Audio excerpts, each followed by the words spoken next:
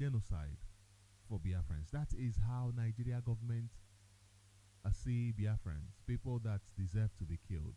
One of the Nigeria government is a Bukachua, a senator. He said that Biafrans deserve to be killed, not to be given a referendum. That was what he said. A senator. I think he's retired now. The one that came to the house and said that the wife facilitated his corruption. The wife, being a judge in the Nigeria court, facilitated his corruption. You can now understand why for 3 years now, Nigeria justice system has just been enabling the Nigeria government to keep this innocent man in DSS dungeon. To keep this innocent man, because that is what they do. The judges facilitate corruption. The judges facilitate nepotism. The judges facilitate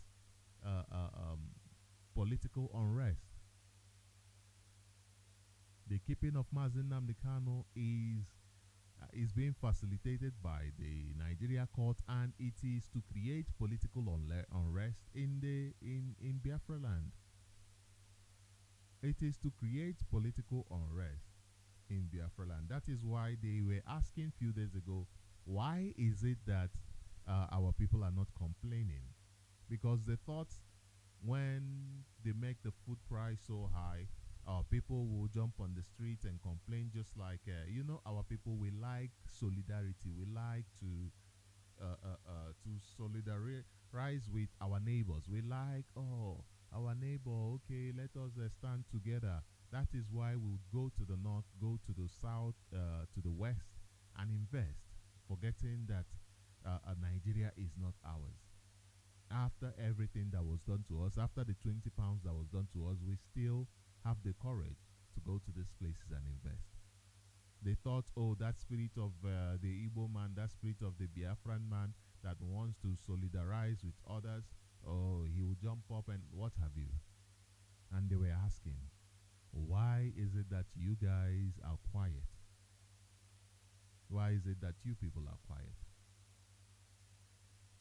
They want to create political unrest. That is one of the reasons they abducted this innocent man, Mazen Nnamdi Kanu. That is the reason they abducted him. The truth of the matter is that Nigeria is not helping the interest of Nigerians.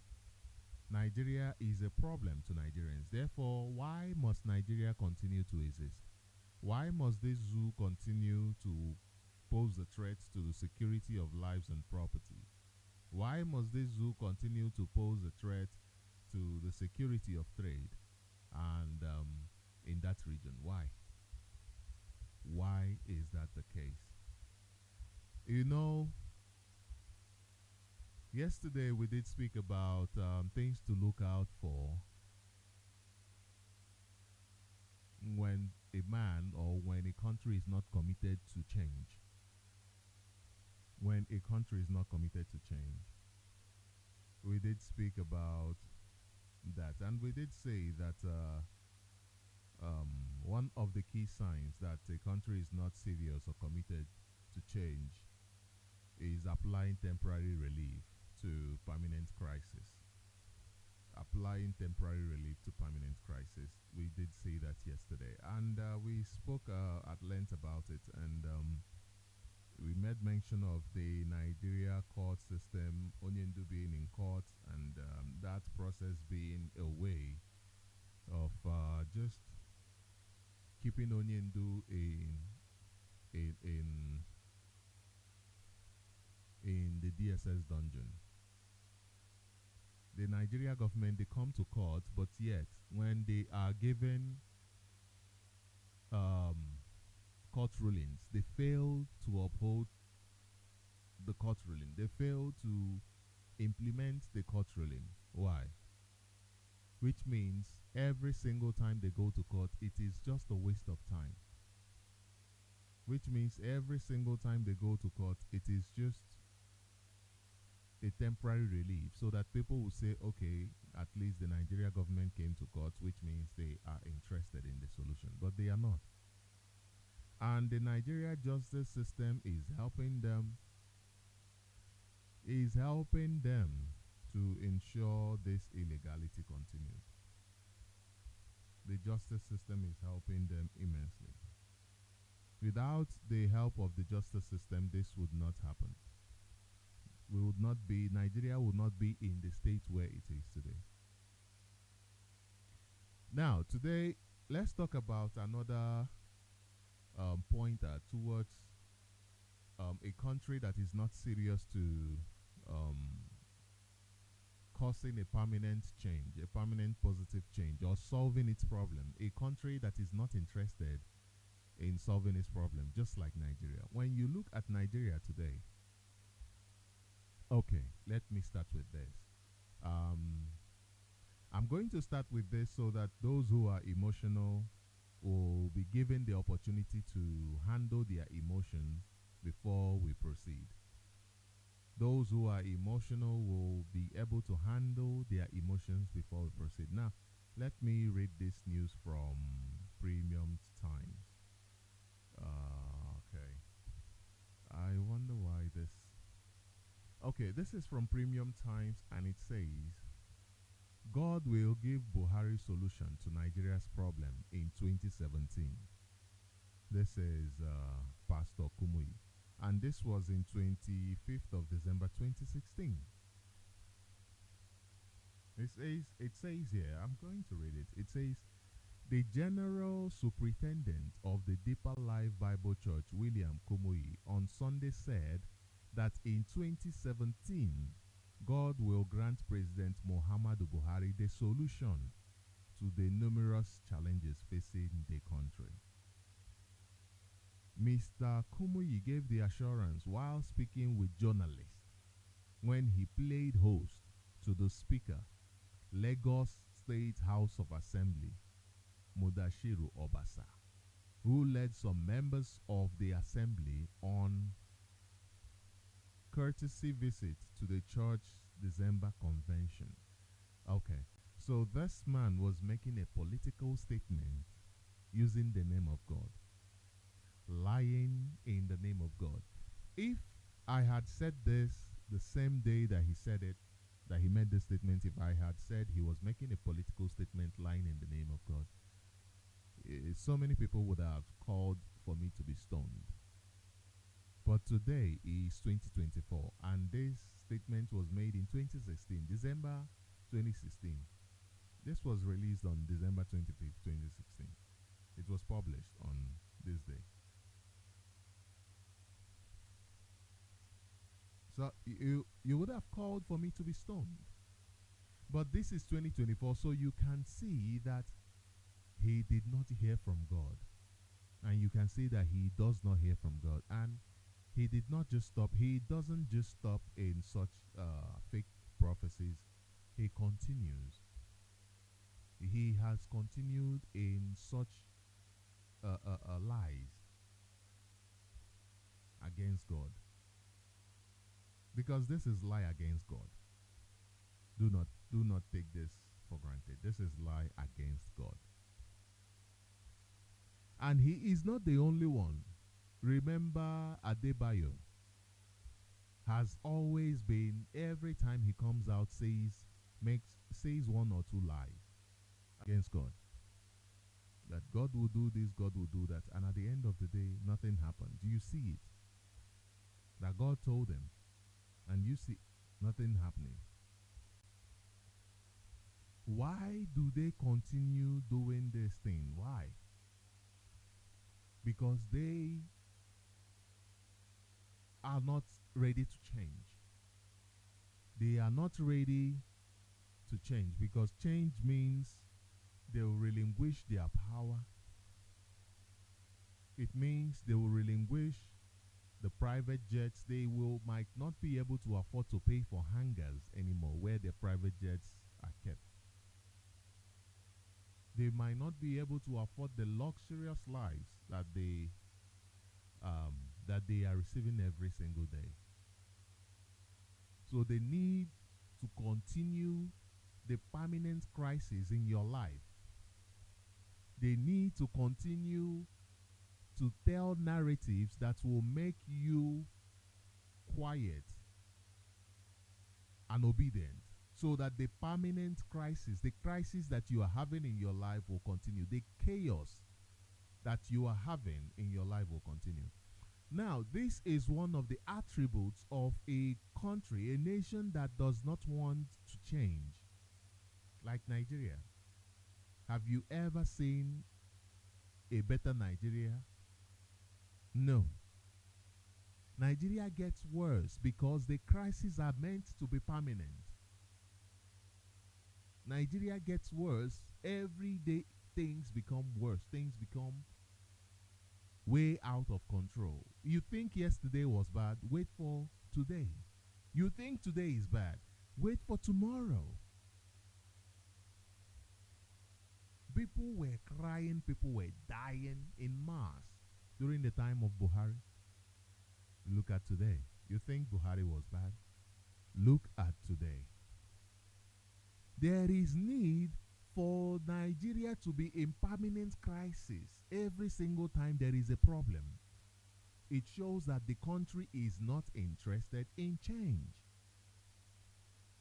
You know, sometimes I think Igbo politicians, Biafra politicians, I think they think we enjoy speaking about the problems that we are having. Maybe Nigeria politicians as a whole, they think that we here, we enjoy it. I think they are so used to seeing us here all the time, speaking about how they have made our lives miserable, how these politicians have made our life miserable, that they have accepted that complaining about how bad things are must really make us happy. Perhaps they think if it does not make us happy, then we would be just like every other Nigerian that has accepted it, that has accepted the situation and keeps moving. And keeps moving. Even you find them that after 4 years, they come and they tell you, oh, vote for me, I'll give you pure water. I'll water you and I'll fire you. They fire you with pure water. They water you with pure water. Water you with one sachet of Gary. And they don't even care about your votes. Let's be honest. They don't care about your votes. They just do that in order to put their name on your face, so that when they win, you don't come out and say and protest or do whatever. You just accept it. You just accept it. So they expect us to be like those people. Maybe they keep asking themselves, why is it that we are not used to this idea that this scourge, which Nigeria is, will never create a safe place for us? Maybe they are still asking, why haven't these people accepted this fact, this truth, that Nigeria will never create a safe space for us and that things will always be bad? That things will always be bad. So they're probably asking, why is it that you people are not used to Nigeria like every other person? You people are not used to this permanent crisis that we are creating like every other person. They're probably asking that. You know, the truth is that as a society,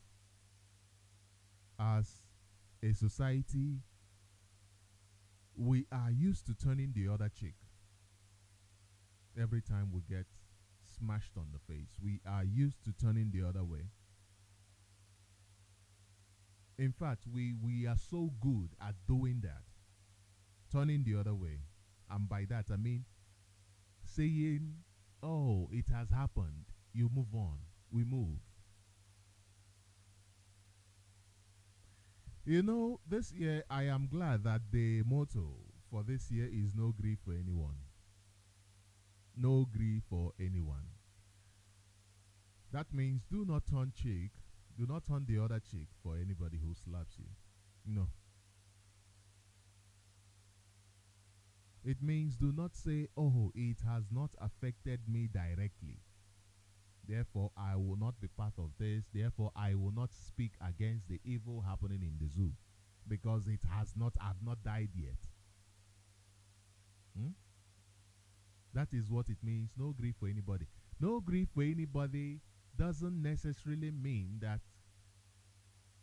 crisis must happen to you before you no go grief. It simply means I don't even have to be the one that it has happened. Do not tolerate nonsense. And when you tolerate nonsense happening to your brother, happening to your sister, you are tolerating it happening to you.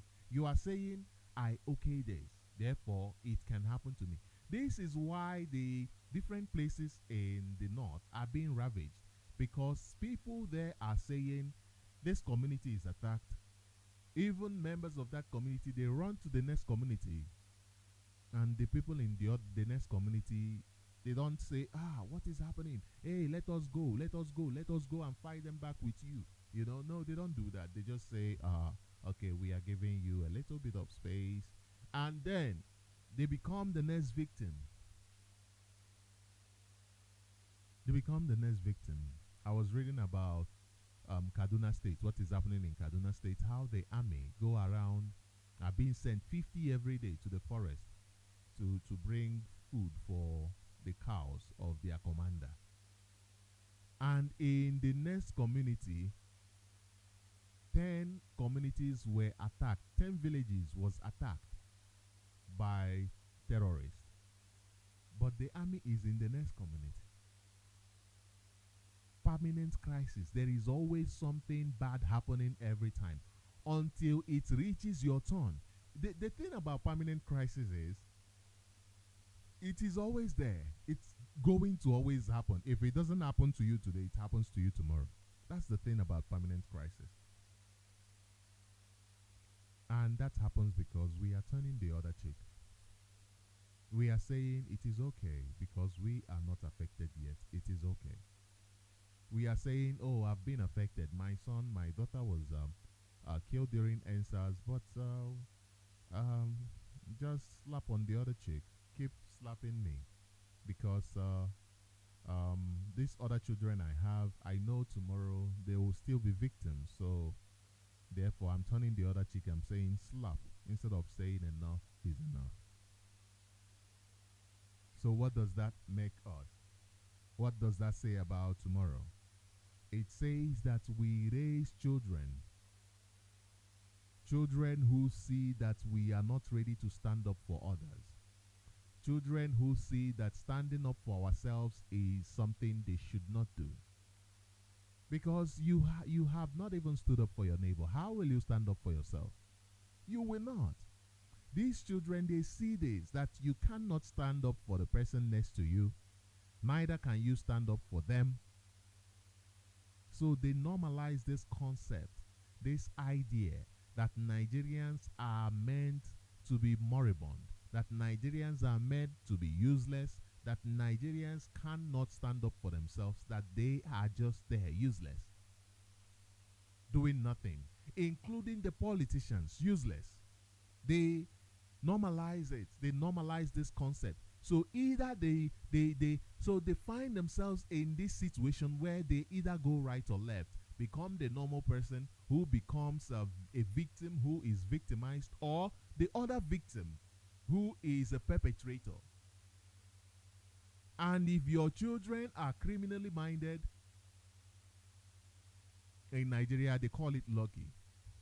They become the perpetrators. They become those who actually now go about victimizing people because they normalized this thing where you are found Nigeria is in a permanent crisis where there is always something bad happening.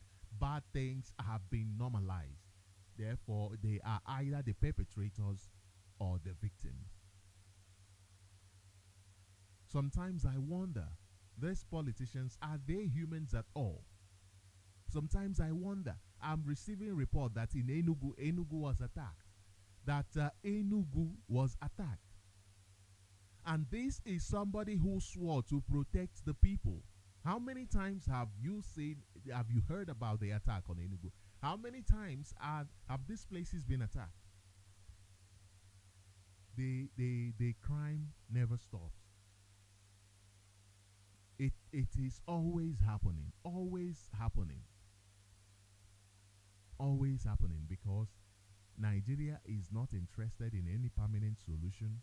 Rather, they are interested in permanent crisis. They are interested in making sure that the crisis doesn't stop.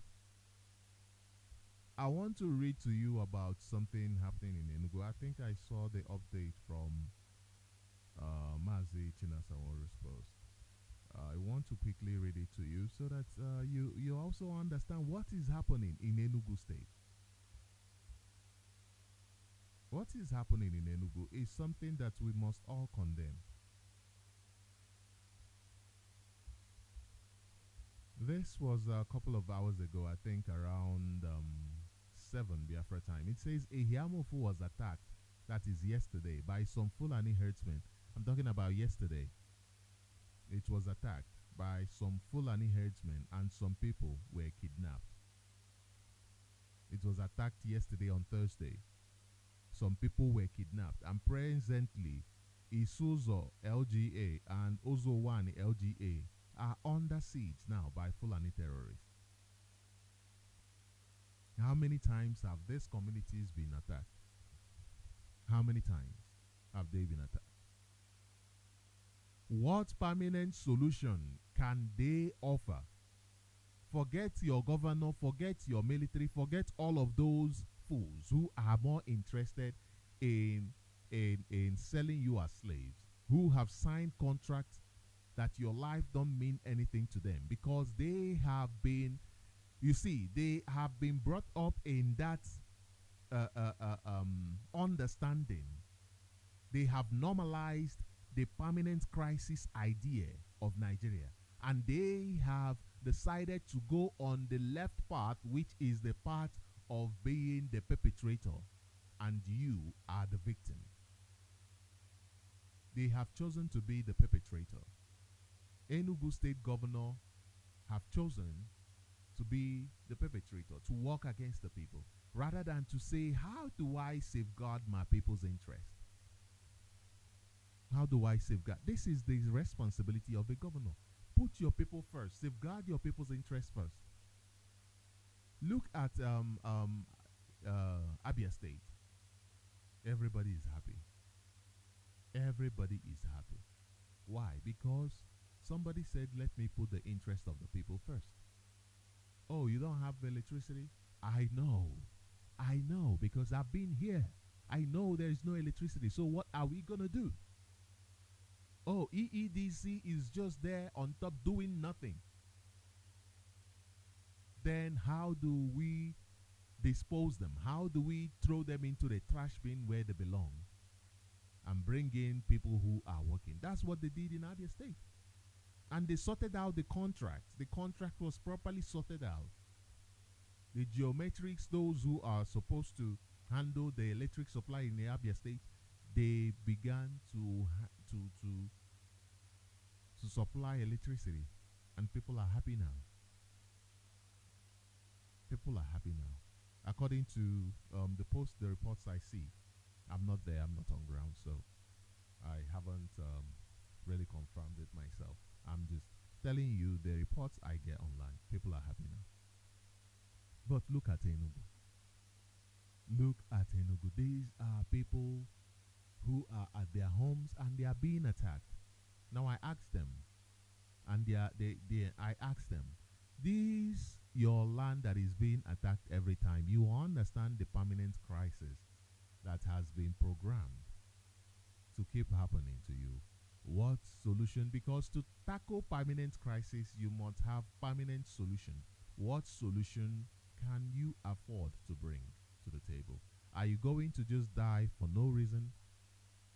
Is that the plan? To just die for no reason? Because your governor is hell bent on your destruction. Is hell bent on your destruction. Your government is hell bent on your destruction.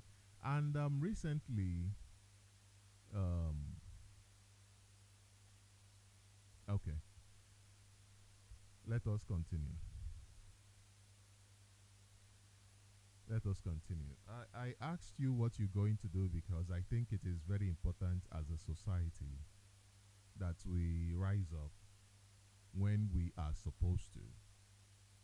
As a society, it is very important that we speak up when we are supposed to. For a society to grow, it needs people who will say, I will stand up not minding the consequences. I will stand up when Biafran people's businesses are destroyed in Lagos. In as much as I am not a Biafran, I will stand up with them and for them. It means when your people's houses are being destroyed, you stand up with them. Despite it is not your turn yet, your house hasn't been destroyed yet. Is that what you see in Nigeria? No. Because the people they have imbibed this idea of permanent crisis. They see themselves as victims. When it happens to them, it pains them, they cry, and that is it. They do nothing when it happens to other people, so that's why it happens to them. That's why it happens to them. Because people do not rise up and say, I will speak up despite the consequences. I will speak up despite what comes or what does not come. I will speak up so that we can have a better society. Look at the case of Mazen Namdekano. This is a case that is so clear for you to see. A man wearing the same clothes to court for 3 years. And this is Nigeria courts. The justices, they have been there. They've seen it. The judges, they've been saying it.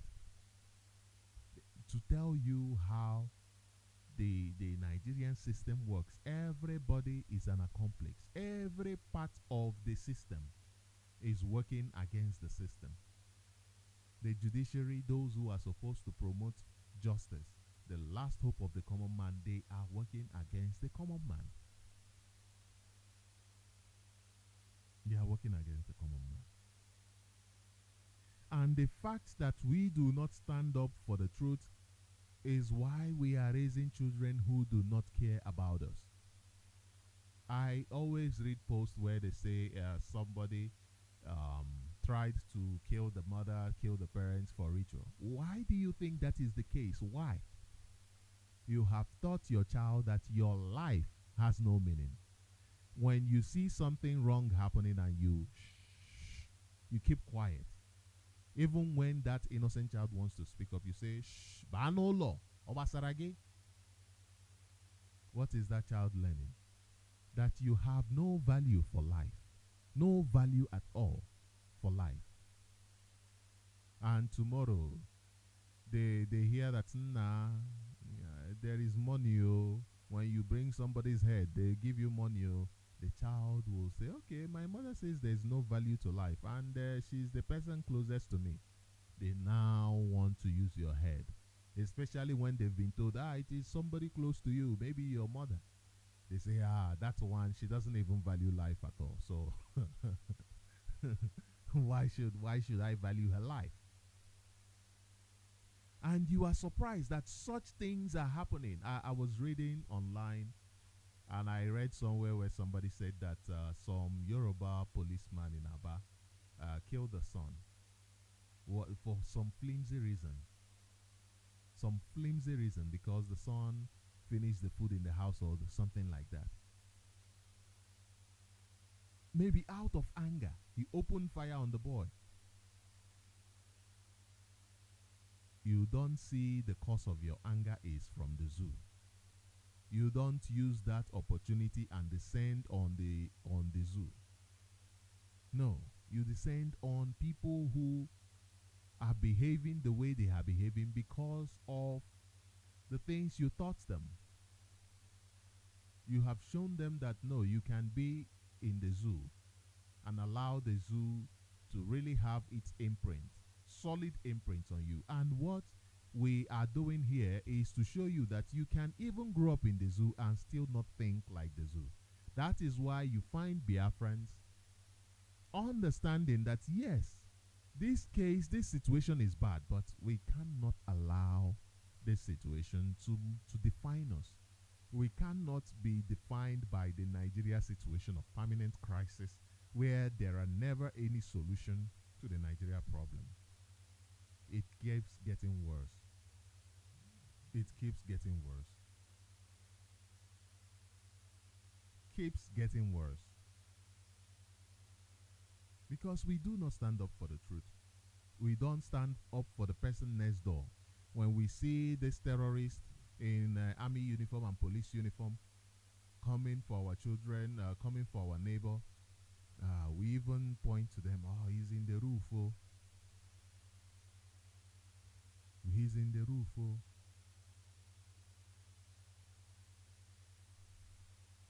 Therefore, the children begin to think, if I do this and I can get away with it because this is what he learned from you. Either be the victim or you be the perpetrator of violence against the victim. So if I can do it and get away with it, the perpetrator, then why not? Why not? I believe you me, I used to think like that. I used to be like that. If I can get away with it, then why not? But I got to a point where I received this good news that I am also teaching today. I believe almost each and every one of us at a point was a victim, used to think like that. Bribery is something that is so common in Nigeria that, hey, you don't even have officials. I'm telling you, in different departments of government, they don't even have officials. The government refuse to employ people to do the job, employ only few people. So when you go there, you see agents everywhere. Everywhere. And it has been so commonized. Nobody even thinks there's anything wrong with it. So at a point in time, I've been a victim of that. I even thought, oh, this is so normal. It's the easiest way of making money. You just go and stand in front of one government office. You just go, dress nicely, stand in front of one government office. Before 1 hour, you'll see somebody that you assist. And you give a prize. The person will pay you, you take your own court and give whoever inside the court.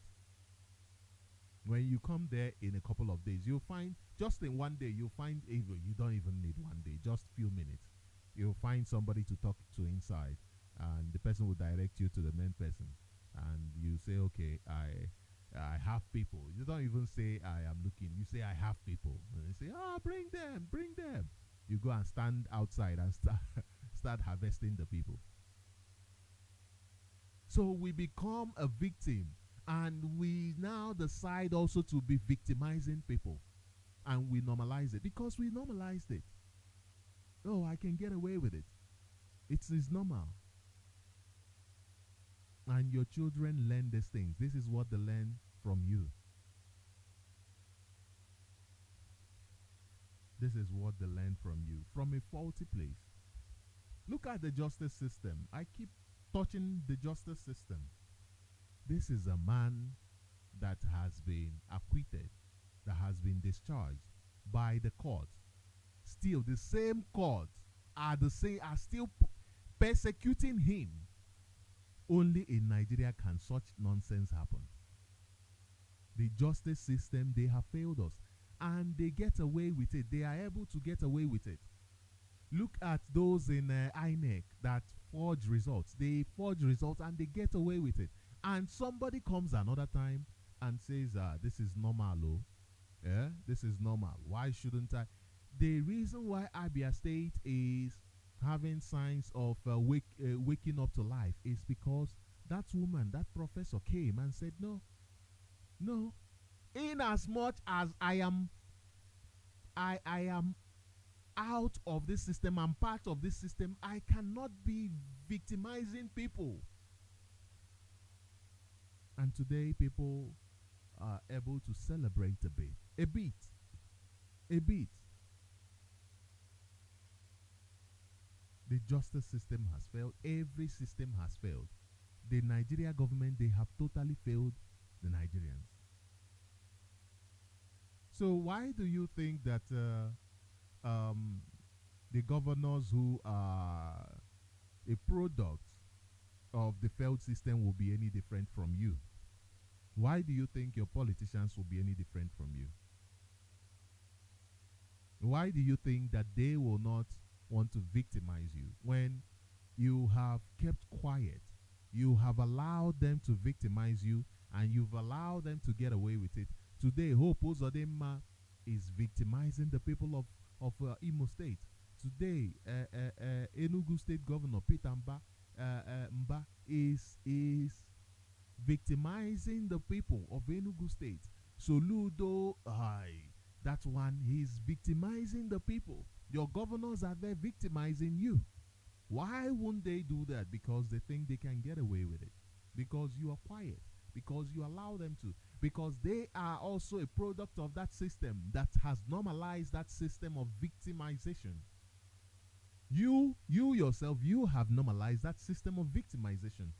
You have normalized it because there is always permanent crisis. Before you were born, there were crises. Since till today. One of our brothers said, Chibo anozo. Permanent crisis. Chibo anozo.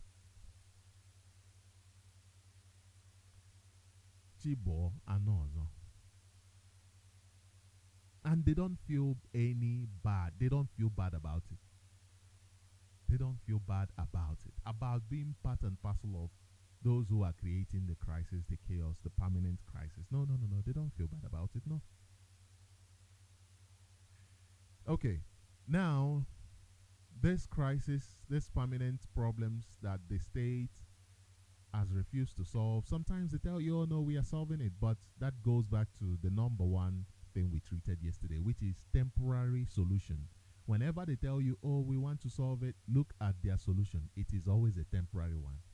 They bring a temporary solution to the problem. Something they know. For instance, let me read to you this. Let me read to you this news. This is from. Okay, this is from Icons News, and it says, "Let nations die that humanity may live." Let nations die that humanity may live. Let us decentralize Nigeria. This is from Shoyinka. Remember that Shoyinka is the one who started a cultism, this cultism that you are seeing, pirates, that is busy killing people. So he is a product of the system, and he is one of those who are victimizing the people. So, okay, he said, let's pay attention to what he said, because this is what I am really here about. He said, if decentralizing Nigeria will guarantee 3 square meals, let nations die so humanity can live. Shoyinka. You think this is a positive information, but I don't think it is.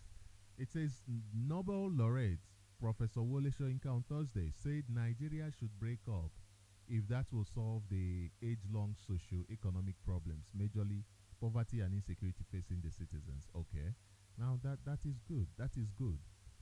Nigeria should break up, yes, if that will solve the problem, yes. Soyinka stated this during his speech at the 50th anniversary of Punch newspaper in Lagos State, monitored by Sahara reporters, adding that the only way to rescue Nigerians from their plight was to implement decentralization by drafting a new protocol in which all regions would be allowed to decide whether to join or leave through their representatives without resorting to war. That is what a referendum is. That is what IPOB has been calling for. That is what IPOB has been calling for. He added that most Nigerian leaders were aware of the fact, but they choose not to do the needful because of lack of political will and commitment. He said, "What do you mean by restructuring?" Well, I don't even like the word restructuring. I prefer expressions like reconfiguration and decentralization. Now, I don't want, the reason why I said this is not something positive is because of that word, restructuring and what have you. If you use restructuring, you are talking about Nigeria. We do not want anything Nigeria.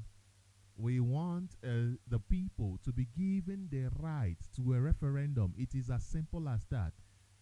The people to be given their right to a referendum. It is as simple as that.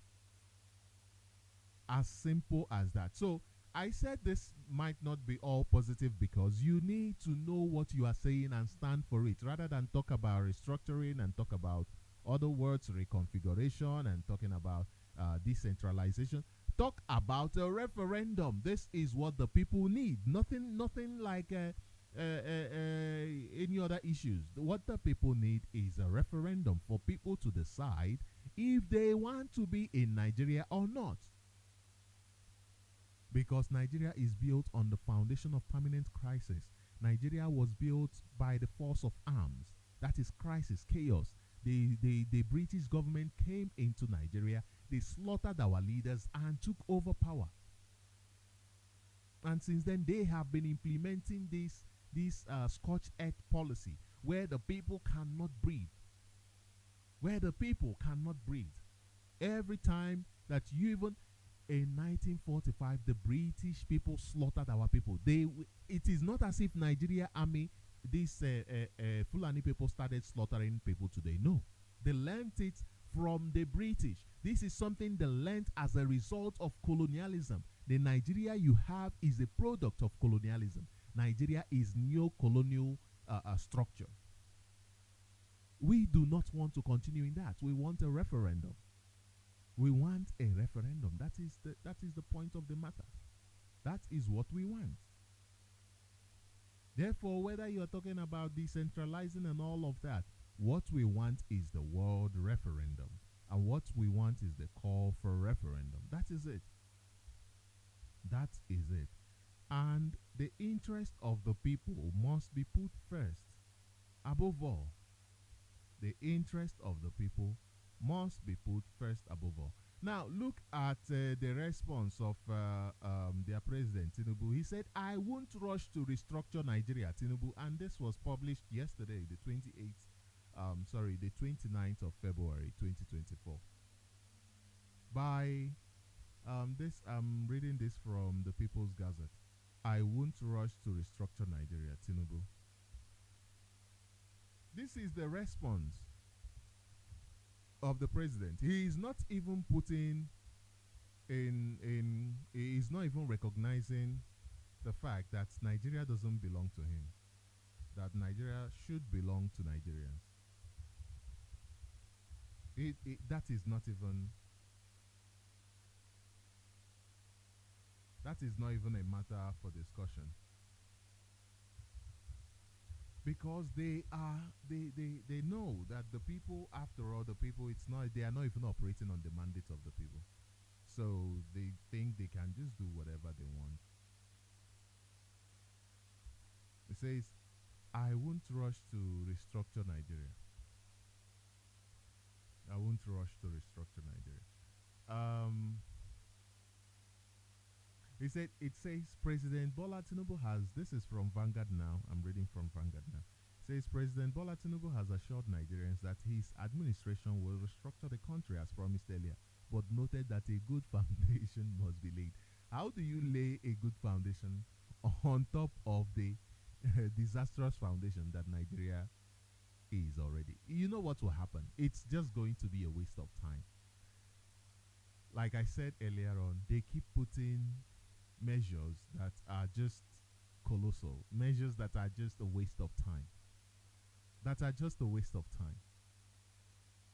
They put they try to put things in place that are just a waste of time, just to waste people's time. Now, let us go to somebody who stood up and spoke against let's read from, this is from Arewa Gazette. It says, Biafra War, your comments disgraceful, shows lack of wisdom. Sam Amadi Knox go on. I just want to quickly read. It says, the director of the Abuja School of Social and Political Thought, Dr. Sam Amadi, has described the comments of former military head of state Yakubu Gowon regarding the Biafra War as disgraceful. Amadi said the Biafra War prosecuted by Gowon was needless and showed lack of wisdom. Posting on X, the socio-political analyst accused Gowon of seeing the Civil War as an achievement. Yeah, he saw the war as an achievement. He wrote, what's bad about Gowon's comment is that he thinks prosecuting a civil war is an achievement. What is actually a monumental failure that a nation went to war under his watch. To be proud of that failure is disgraceful. Okay. I decided to read this for two reasons. One, this is somebody standing up for what is right, standing up to comment on what is just. And this is what should be encouraged. This is an attribute that Nigerians have failed to have. Nigerians fail to have this attribute where people stand up for what is true, what is right, what is just. Where people stand up for what is right, what is just. And then you also have the other side. The second reason why I read this is because this is a Nigeria where people like the leaders are those who derive joy in victimizing the people. Like Gowon, like this man clearly mentioned that Gowon is proud to have massacred over 7 million people. Over 3 million children starved to death. And this is the Gowon. You think at any point in time that this record will be struck off Gowon's record in history, in the existence of the world? Gowon will always be known as a mass murderer. He will always be known as a mass murderer. And that identity must stick. We must make it stick. Because he's proud of it. He's proud of it. He is proud of it. And finally, I want to encourage Biafrans, not even Nigerians. I want to encourage Biafrans. There is no protest in our land at all. Onye ya na ajọ mmụọ na-eri na-eji ngaji ogologo. So there is no protest in our land, and we must all learn lessons. Even there is this guy from Delta State that tried it, and immediately, even before he even said he wants to protest, as soon as he announced they will protest, they went and abducted him. Yeah, the Nigeria police, they went and abducted him. Don't you are you foolish? Don't you know that you are in Nigeria? Mandina Bongweha NLC in Biafra land and now Bushiari. After few hours, you people went back to your houses. So as to discourage people now, or to do what? Don't you understand what is happening? Unless you do not have any value for your life, you can go out. The same Nigeria army and their police will kill you. Well, go and learn from what's his name?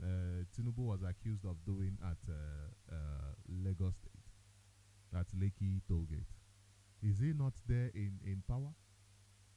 Did anything stop? No, nothing stopped. Life continued. He's there in power. Our leader said Biafra land must be calm. Do not go and bring chaos by your ridiculous protest against hunger. What Nigeria needs is a revolution. Bring everything down. That is what Nigeria needs, not a protest. At this moment, what Nigeria needs is a complete revolution, a violent revolution that will bring the system to its knees. That's what it needs. That is what it needs, not a protest. If you are calling for a protest, you are on your own, not in Biafra land. Not in Biafra land. So thank you all very much for being part of this. And remember that this program is a daily program from 5 until 7, and it is time for us to now open up the line. So we will open up the line now so that we can have a conversation. We'll open up the line so that we can have a conversation. If you want to contribute to this conversation and to many more, you can dial into the studio. The number to call is +2778 0645457. I repeat, the number to call is +2778 0645457. And when you call, please be conscious of time. When I ask you, when I say thank you, know that you just take 30 seconds to wrap up. So please do call in and let us have a conversation. The Nigeria problem, you can never see a better Nigeria. It is not possible. Okay, let me try to put this system on. Okay, yeah, you can now call in. The number to call is +2778 0645457, and it's usual to see that the calls don't come in until late. It is usual for that, and because of that, I get to kind of seem like I'm not giving enough time for people to comment. Whereas I would even prefer to come on here and talk about our leader for 30 minutes or 20 minutes every day and then open up the line. I'd prefer that, honestly. But if I open up the line early enough, are you going to be awake to call? Are you going to call in? But now the line is open, so call us so that we can have a conversation. Let me bring you this news as we have a conversation. Now, somebody said, Gowon's war statement can ignite crisis. Igbo leaders demands apology. Gowon's war statement can ignite crisis. Igbo leaders demands apology.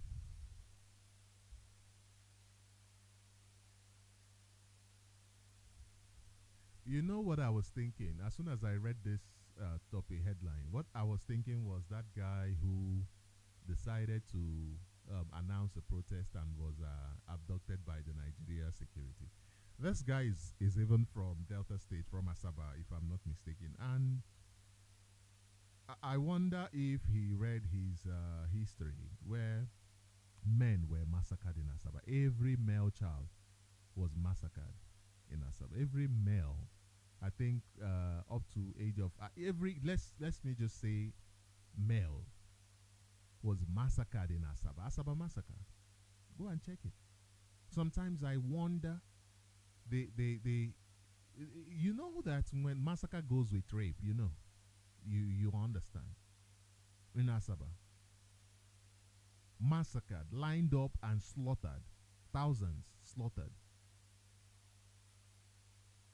and those were people who were trying to pacify the state. Oh, we come out to tell you that we don't want to die. We are Nigerian now. We support you. Oh, we don't want to die. Hey, in the Biafra, we know, because they thought, oh, since our land have been overrun, therefore, what can we do? Let us show support. You change based on whether you are untrustworthy. You cannot be trusted. Depending on the weather, you change. If it is hot, you become hot. If it is cold, you don't even wear jackets to make sure that you remain warm. You just change. And they said, Umokoko.